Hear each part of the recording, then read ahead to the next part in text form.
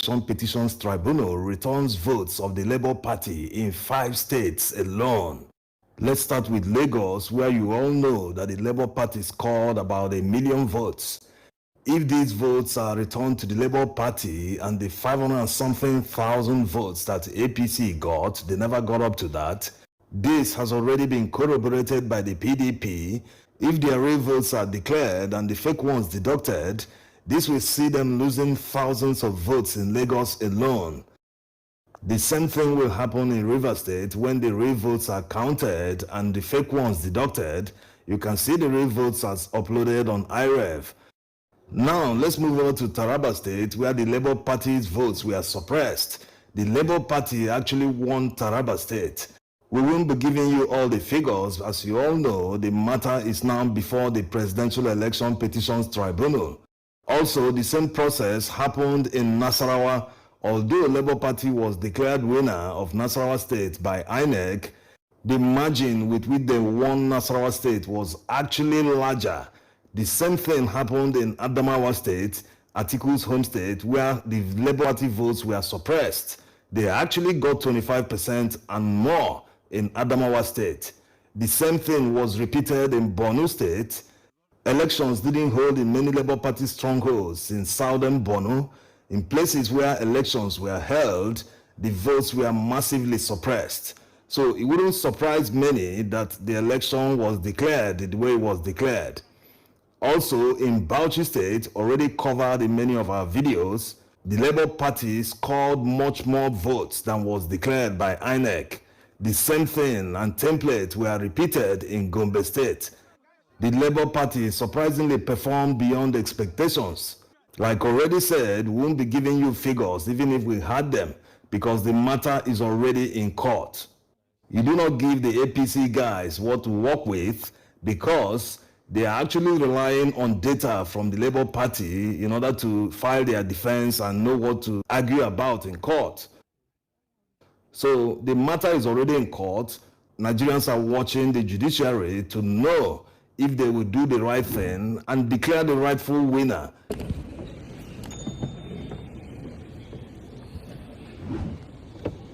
Coming back to the number of votes that were deducted from the Labour Party and added to the APC, about 1.6 million votes are in contention. When 1.6 million votes are deducted from the 8.7 million votes that Tinubu got, you will see that will push him back to second position. These are results from just a few states alone, not the entire recovery of the votes. And when you add 1.6 million votes to the 6.1 million votes that INEC gave Peter Obi, it will push him to first position with a total number of 7,718,322 votes. These are just votes from a few states. There are still many votes that will be recovered. There are still many places to look for votes because all the results were not uploaded, and about 40% of the results are blurred results, which they will prove by providing the polling unit results from many polling units. They are challenging the results in 21 states across the country. Many might be wondering how the Labour Party legal team will recover votes from places where the results were written, but the ballot papers were burnt or spoiled by thugs. This is exactly how they will prove it. The legal team have gotten and recovered many spoiled ballots. Yes, their attention to detail is out of this world. They want to prove that yes, even if this polling unit was attacked and results have already been written and uploaded, or maybe it wasn't uploaded, but the party agents have their copies, they recovered some of the ballot papers that are spoiled in order to prove to the court that yes, we actually won this election in spite of the fact that the thugs spoiled the ballots or burnt them. So INEC no longer has the ballot papers as proof that the election was held in the area. So they have recovered some of these spoiled ballots. They are all part of the mountain and mountains of evidence that they have that they will bring to the tribunal so that they will look at it on their merits, not based on technicality. Also, the Labour Party legal team are equally coming to court with rejected ballots. Many people will not understand the implication, but they will understand when the hearing starts proper. The Election Petitions Tribunal, Abuja. That's the lion himself. Proving that the APC did not win the presidential election is actually very simple if the judges will look at the reality, not technicality. Let's start from the Northwest Zone. In this zone, we have the KKK states, Kano, Katsina, and Kaduna. The APC did not win any of these states. The KKK states can give a presidential candidate up to 4 million votes, but surprisingly, APC didn't win any of them. Kwankwaso of the NNPP won Kano by a slide. In Katsina, it was surprisingly won by Atiku Abubakar, in spite of the fact that it is the home state of Buhari. In Kaduna, Atiku Abubakar also won here. Coming down to the south, APC did not win Lagos. The Labour Party won it by a landslide. The APC did not win Port Harcourt. They didn't win Rivers State.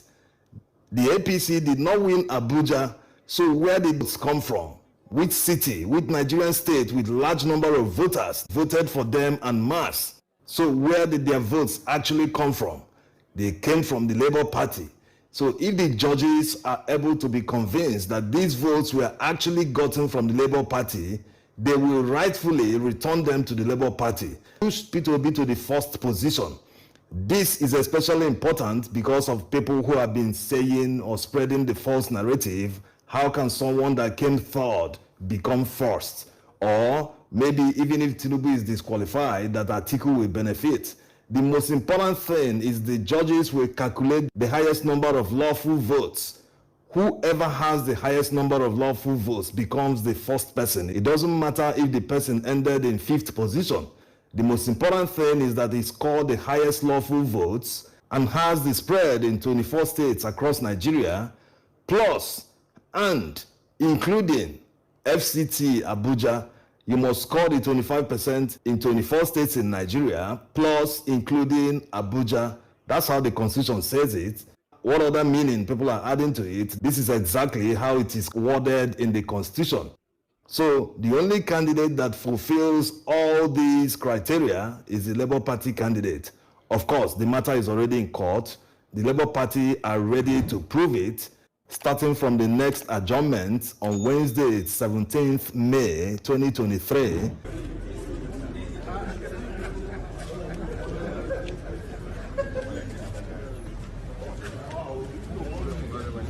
Also, the Labour Party has joined the PDP in their motion in demanding for the live broadcast of the proceedings at the tribunal. The hearing of that motion was supposed to be held today, on the 11th May 2023, but surprisingly, the court adjourned it to the 18th. So deciding on a matter like this, as simple as live broadcast, should take another 1 week for the judges to decide, when some lawyers are demanding that the 25% should be decided in 1 day. And live broadcast will take 1 week for them to think about it, and then, who knows, maybe on the 18th, they might not even decide on it, maybe another adjournment. They should not dampen the spirit of Nigerians by so many adjournments. Yes, the adjournment that the Labour Party legal team demanded was because INEC haven't responded. That one is understandable. But the judges to adjourn an extra 1 week.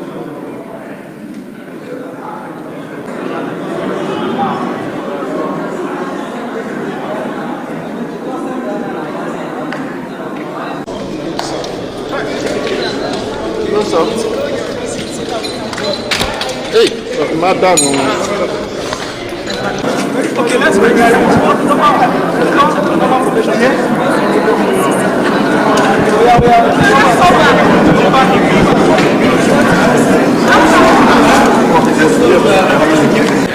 Yes. Do you have an idea why INEC is rejecting documents certified by this coming and inside the networks? Now you can see we are continuing with the calling of witnesses in support of our case. We have already tendered our documents as the petitioners.